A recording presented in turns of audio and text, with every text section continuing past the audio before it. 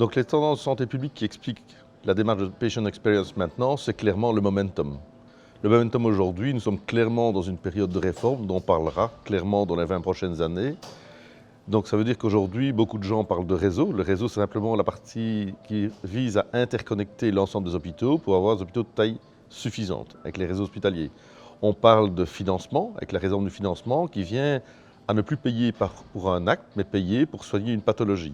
C'est la deuxième grosse réforme. On parle énormément de la digitalisation, puisque la transformation digitale signifie qu'on nous demande d'être cohérent par rapport à ce que le patient veut maintenant. Nos patients, les milléniums, tous nos acteurs de demain sont des gens qui seront clairement digitalisés et ça fait partie de la façon d'offrir le soin.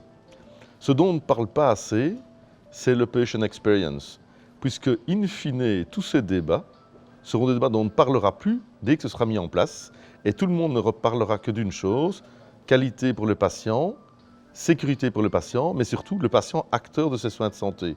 Donc rendre au patient la paternité de décider de son sort est un élément essentiel pour demain. Ce qu'on voit communément, c'est que les gestionnaires ont l'habitude de prendre la main et décider pour le patient, au même titre que le médecin prend la main dans son diagnostic. On pense que c'est au patient de pouvoir choisir clairement ce qu'il veut faire. C'est lui qui est le maître de son diagnostic. Nous sommes donc juste, comme gestionnaires, là pour mettre en œuvre un ensemble de services, une offre de soins adéquate correspondant à l'enjeu, et pour les médecins, de soigner les patients, mais dans le respect de ce que le patient veut avoir.